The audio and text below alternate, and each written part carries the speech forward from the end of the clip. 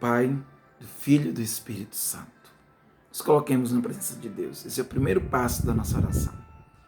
Peçamos ao Espírito Santo que acolha tudo que somos e temos, para que a gente possa rezar com humildade e com amor. Esse é o segundo passo da oração. E o terceiro passo da oração é pedir a graça de hoje, que eu experimente Jesus Cristo. Hoje nós vamos rezar Jesus como ressuscitado que caminha conosco. Lucas 24, 13 a 32. Nesse mesmo dia, 2 discípulos caminhavam para uma aldeia chamada Emaús, distante de Jerusalém, 60 estádios. Iam falando um com o outro de tudo que se tinha passado. Enquanto iam conversando e discorrendo entre si, o mesmo Jesus aproximou-se deles e caminhava com eles.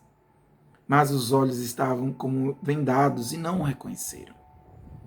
Perguntou-lhes então: de que estáis falando pelo caminho? E por que estáis tristes? Um deles, chamado Cleofas, respondeu-lhe: és tu acaso o único forasteiro em Jerusalém, que não sabe o que nela aconteceu estes dias? Perguntou-lhes ele: que foi?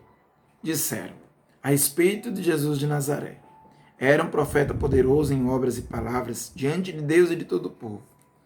Os nossos sumos sacerdotes e os nossos magistrados o entregaram para ser condenado à morte e o crucificaram. Nós esperávamos que fosse ele quem haveria de restaurar Israel. E agora, além de tudo isso, é hoje o terceiro dia que essas coisas sucederam. É verdade que algumas mulheres entre nós nos alarmaram. Elas foram ao sepulcro antes do nascer do sol e, não tendo achado seu corpo, voltaram dizendo que tiveram uma visão de anjos, os quais asseguravam que está vivo. Alguns dos nossos foram ao sepulcro e acharam-no assim como as mulheres tinham dito, mas a eles mesmos não viram. Jesus então lhe disse: ó gente sem inteligência, como sois tardos de coração para credes em tudo que anunciaram os profetas? Porventura, não era necessário que Cristo sofresse essas coisas e assim entrasse na sua glória? E começando por Moisés, percorrendo todos os profetas, explicava-lhes o que deles se achava dito em todas as Escrituras. Aproximaram-se, então, da aldeia para onde iam, e ele fez como se quisesse passar adiante. Mas eles forçaram-no a parar. Fica conosco, já é tarde e já declina o dia.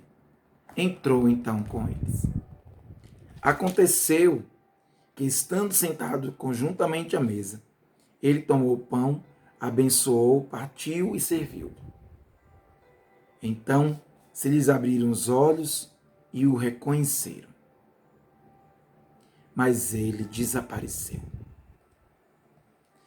Diziam então um para o outro: não se nos abrasava o coração quando ele nos falava pelo caminho e nos explicava as Escrituras? Meus irmãos, esse texto é um dos belíssimos textos que mostram o que é seguir Jesus. Seguir Jesus é como os discípulos de Emaús, reconhecer Jesus no partir do pão. Este pão que os discípulos de Emaús veem repartido e reconhecem nele Jesus é símbolo do pão eucarístico, sim. Jesus eucarístico se mostra a nós e nós podemos reconhecê-lo no partir do pão. Mas esse pão também é símbolo de todo o resumo da doutrina de Jesus. A doutrina da partilha e a doutrina do amor. A gente sabe que São João, quando ele vai falar da Eucaristia, ele fala da Eucaristia a partir da multiplicação dos pães. Isso mostra que para os primeiros cristãos, a ideia da partilha e a ideia da Eucaristia era uma coisa só. Jesus eucarístico é o Jesus que se dá. E ele se dá no pão, para nos lembrar também que comungar Jesus só é possível quando nós comungamos o pão, quando nós partilhamos o pão. Só é possível comungar Jesus de verdade quando nós partilhamos o pão. Tem muita gente que fica o tempo todo preocupada com quais categorias de pessoas não podem comungar. Mas, na verdade, São Paulo não deixa dúvida quando ele diz para não comer o corpo de Cristo, indignamente, se não está comendo a condenação, São Paulo está falando daqueles que iam para o banquete da Eucaristia, porque antes a Eucaristia era uma ceia, era um jantar. E tinham aqueles que não trabalhavam durante o dia e chegavam cedo para se empanturrar no jantar e não deixavam nada para os pobres que vinham depois. Para aqueles pobres que estavam trabalhando e chegavam mais tarde. E quando chegavam no banquete da Eucaristia, já não tinha mais pão, já não tinha mais comida. E é sobre isso que São Paulo está reclamando. São Paulo está dizendo, cuidado para vocês não estarem comendo o corpo do Senhor indignamente. Hoje a gente fala disso como se fosse apenas os pecados morais. Não pode comungar quem não pode, não tem isso, não tem aquilo. É claro que a igreja ensina quais as pessoas que não podem se aproximar da Eucaristia por uma questão pastoral, por uma questão de ordem. Mas, na verdade, só pode aproximar-se da Eucaristia quem partilha o pão. Quem não sabe partilhar o pão. Quem não sabe amar o irmão. Quem não sabe acolher o irmão. Quem não sabe socorrer a necessidade do irmão, não pode comungar. Não está comungando Cristo, mas está comungando a própria condenação quando se aproxima da mesa da Eucaristia e comunga Cristo sem antes comungar com o irmão. Jesus não deixa dúvida.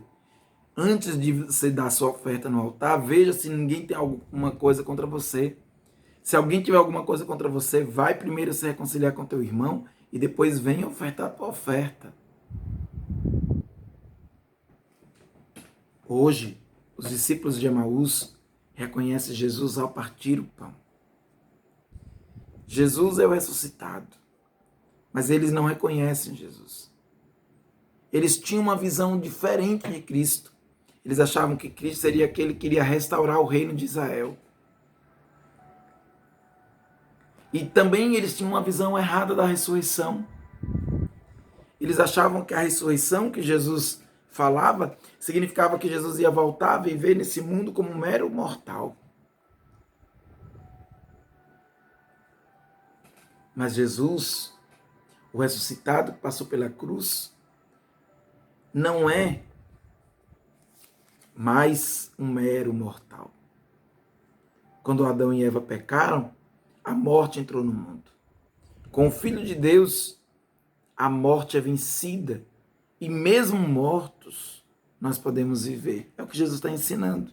Jesus morreu na cruz, mas agora ele continua vivendo, ele continua vivo. Por isso ele pode estar conversando com os discípulos de Emaús. Ele continua vivo. A morte foi vencida. Porque a morte entrou pelo pecado, mas em Cristo vem a vida. Aparentemente, tem a morte. Mas é apenas aparência, porque na verdade a morte é apenas uma passagem. Os discípulos de Emaús terão que se converter a Cristo. Porque Cristo está vivo e eles precisam reconhecer que Cristo está vivo, mas não para restaurar um mero reino. O que Cristo quer fazer é o reino de Deus. O reino de Deus não é um reino qualquer. Não é um reino que se consegue pela força das armas e da violência. O reino de Deus não é um reino político. O reino de Deus é o reino da justiça e do amor. Todas as vezes que nós vivemos a justiça e o amor, ali o reino de Deus está presente. Qual é o grande sinal que Jesus mostra aos discípulos de Emaús? O sinal do partir o pão, o sinal da partilha. Quando ele parte o pão, ele está mostrando onde é que Cristo está. Cristo está no partir o pão. E onde é que o reino de Deus está? O reino de Deus está no partir o pão. Quando é que a morte é vencida? A morte é vencida quando se parte o pão. Aqui está o grande sinal da ressurreição, que muitos na igreja não querem entender, porque querem fazer apenas uma leitura fundamentalista da Bíblia. Muitos na igreja hoje em dia querem ler o evangelho do seu jeito. É um evangelho apenas dos milagres, das curas, dos espetáculos. Só que na verdade o evangelho é muito mais concreto. Ele tem que incomodar a gente. Ele tem que nos levar a ser solidários, fraternos, amigos, irmãos. É assim que o reino de Deus acontece. O reino de Deus acontece pelo ressuscitado que está vivo no meio de nós. Esse ressuscitado está vivo no meio de nós, ele se apresenta como qualquer um de nós quando nós partimos o pão. Aí, as pessoas que estão ao nosso redor, elas podem olhar para nós e enxergar o ressuscitado. Não basta ir para a missa para ver o ressuscitado. É preciso partilhar a vida. Quando nós partilhamos a vida, as pessoas podem olhar para nós e verem em nós o rosto do ressuscitado que passou pela cruz. Jesus é o ressuscitado que passou pela cruz. E ele caminha conosco. Para entender isso, é preciso entender as Escrituras. Ele explicou as Escrituras aos discípulos de Emaús, e os discípulos de Emaús tiveram o coração ardendo quando ele explicava as Escrituras. É preciso, o que significa isso? É preciso que o coração da gente se converta para o verdadeiro Cristo. O verdadeiro Cristo é aquele que ensina a partilhar o pão. Esse é o verdadeiro Cristo. Não é o Cristo que me cura, o Cristo que faz coisas para mim. Esse Cristo é um Cristo falso. Que Cristo verdadeiro cura é verdade. Que Cristo verdadeiro nos ajuda é verdade. Mas ele nunca faz isso apenas para nós. Ele faz isso para que nós também façamos isso com os outros. Para que nós também estendamos aos outros a mão, para que os outros também sejam curados, sejam felizes. E os outros serão felizes quando eu, vivendo o Evangelho de Cristo, imitando Cristo, for solidário, for como um discípulo.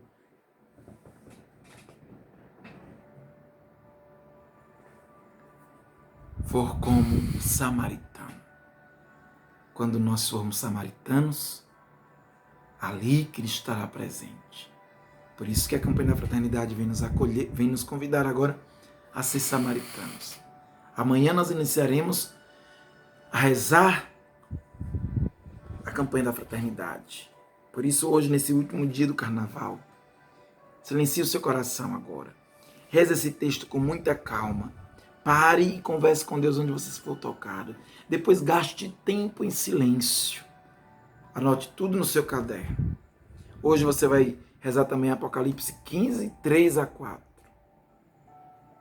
Agora que o vídeo termina, inicie sua oração e amanhã, quarta-feira de cinzas, dia de jejum, dia de abstinência de carne, dia de caridade, dia de partilha, início da quaresma, preparando-nos para a Páscoa do Senhor e vivendo como o samaritano. Tenha uma boa oração e até amanhã, se Deus quiser.